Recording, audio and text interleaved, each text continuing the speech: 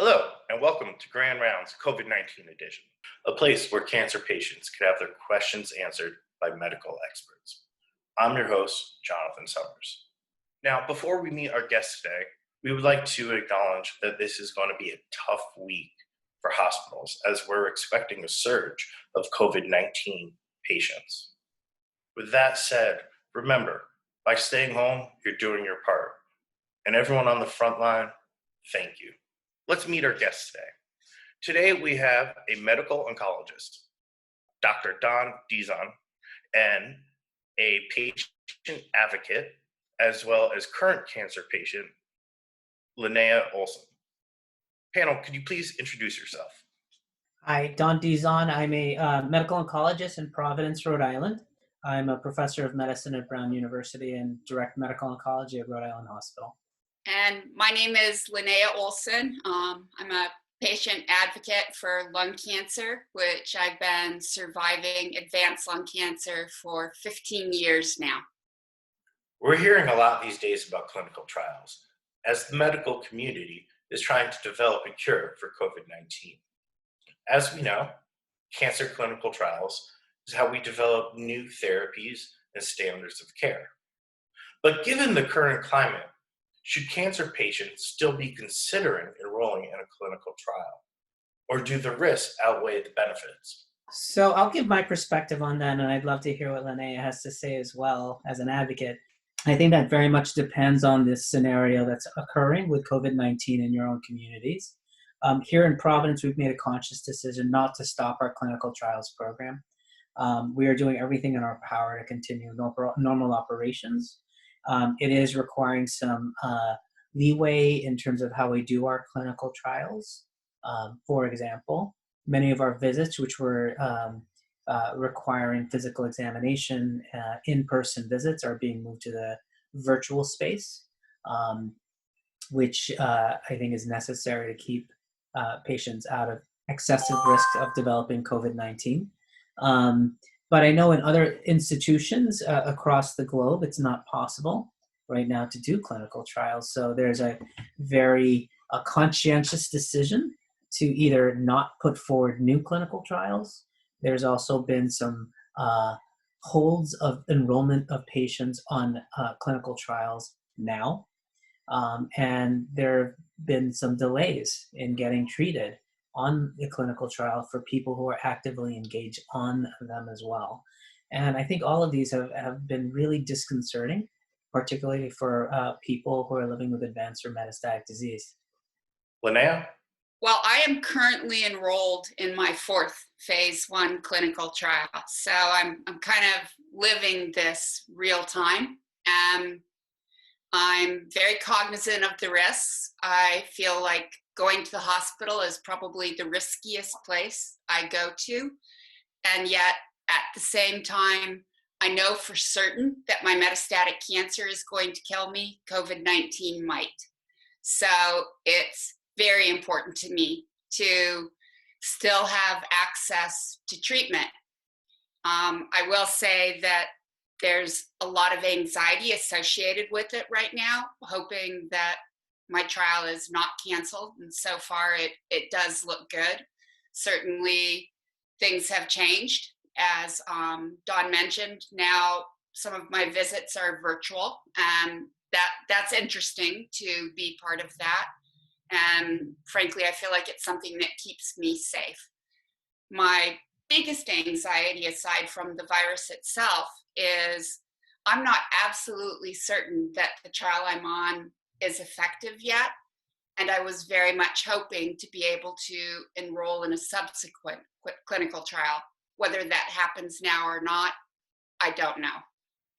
Linnea, in your blog, Outliving Lung Cancer, a theme that you've mentioned is apologizing for living.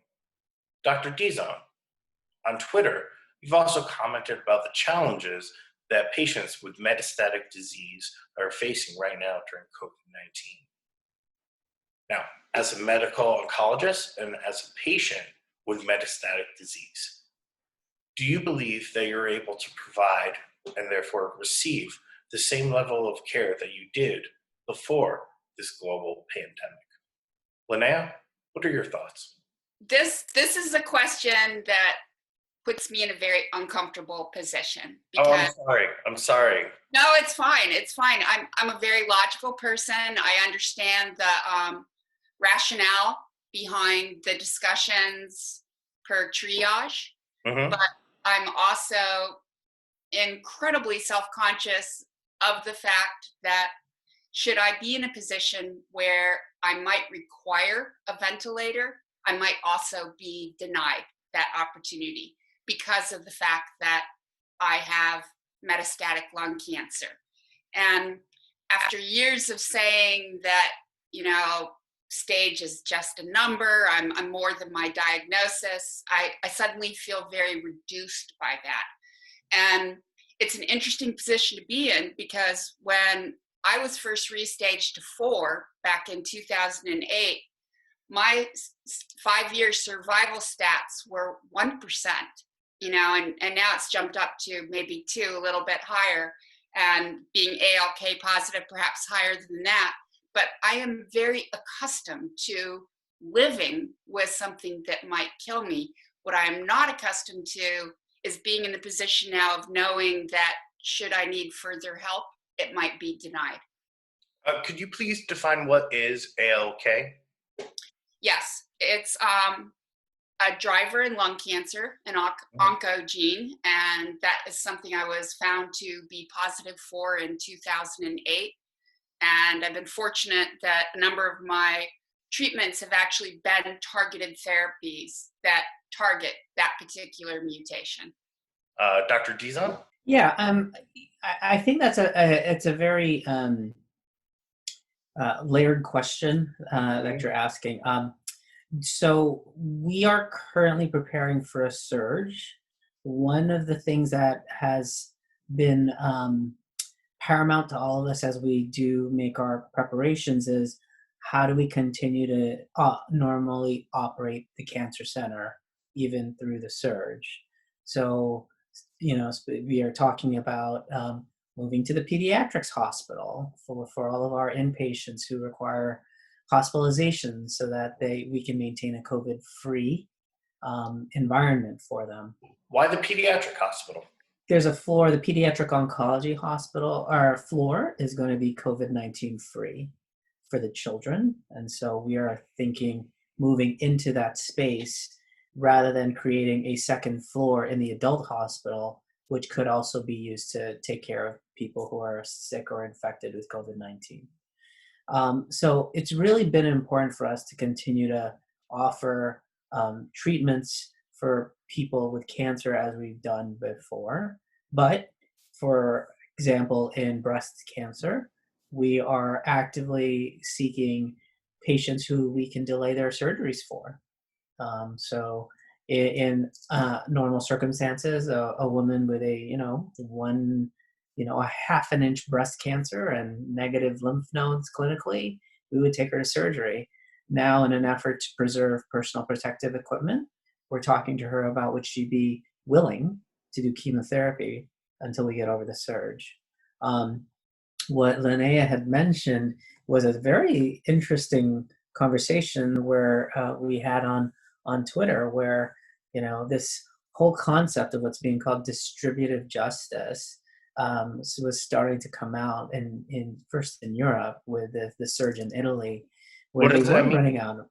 So where they were running out of ventilators, there was guidance being put out saying we need to have an ethical framework by which we make decisions on who gets intubated, on who gets it based on their chances of recovery and of longevity.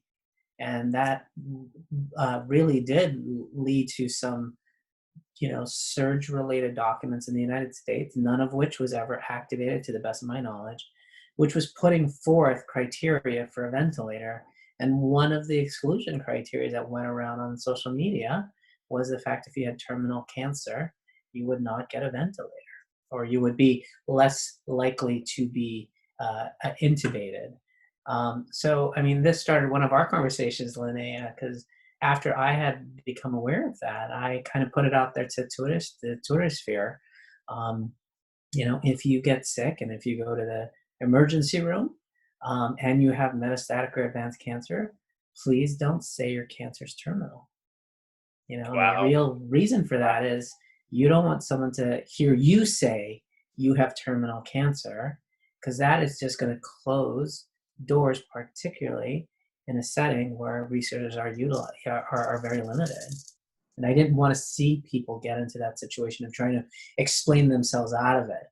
But I think this does, for a lot of folks, right, Linnea, this whole concept of hiding who you are or hiding what you've been living with is a very, very hard thing to do.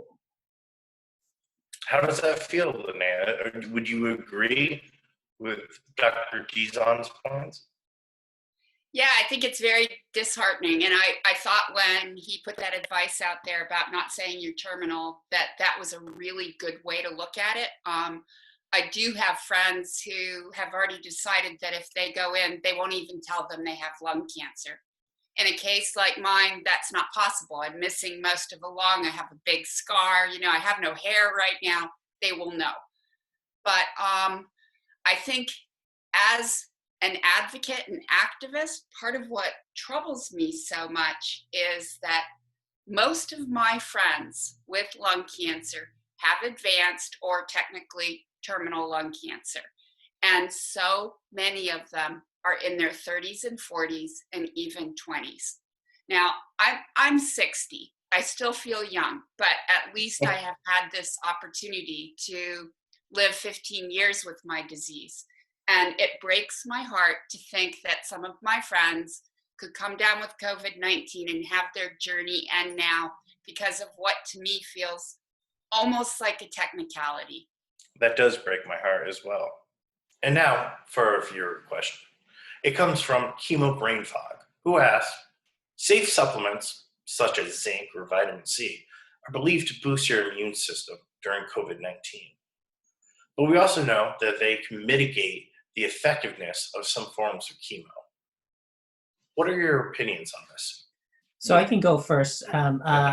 Please. Yeah, I think my only advice to folks is really dependent on where they are in their process, right? So if someone is on active chemotherapy specifically, not so much the targeted treatments, I tell them to stay away from antioxidants. There is now some compelling, systematic review data suggesting that it has the potential of working against the chemotherapy that you're taking to help treat your cancer and hopefully live longer. The jury's out. If you're on a monoclonal antibody, what does it mean to take zinc and high doses of vitamin C? The jury's really not, I'm not clear as to what the impact is there. If you're not on any treatment at all and you just want to do what you can to be healthy, I have no restrictions at all on people taking zinc and vitamin C. I think in the current environment, my concern is that there are folks who are touting zinc and vitamin C as a prevention against COVID-19 and certainly as a natural therapy for COVID-19. And that is not supported by any data at all. In fact, there is no data at all, not surprisingly, of that these That's things work to shocking. treat. That's Yeah. very concerning. Yes. So, I think we just have to be very careful, but I think, there's no yes or no, don't take it, yes, take it. It's not that simple, but if you are living with cancer and certainly on treatment for cancer, there's reason to be cautious. Thank you for your answer. Linnea? I'm at that stage of treatment. I'm getting infusion right now where it's just kind of psychologically, what can I get down? And that's the thing with cancer treatment. There have been other times where I'm able to think more about eating healthily, being strong, etc. And now truly it's just keeping weight on. So I'm not worried about any of those things at all. Again, thank you for your time. That wraps up Grand Rounds COVID-19 edition. We thank you for everything you're doing professionally. Please stay healthy and, socially distant, but not isolated. So take care. Thank you all.